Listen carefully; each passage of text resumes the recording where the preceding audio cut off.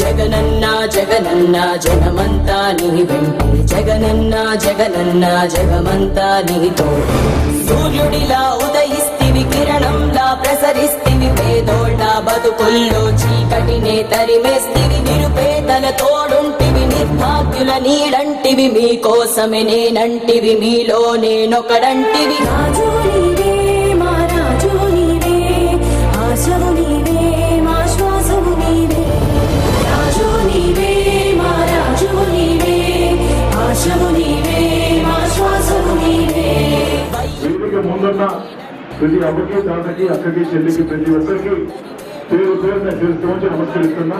ఈరోజు పెన్షన్ 3,000 పెంపు నిజంగా చాలా సంతోషంగా ఉంది. ఇప్పుడు 2022-23లో నేను గడప ప్రోగ్రామ్ ఇంటింటికి రావడం జరిగింది.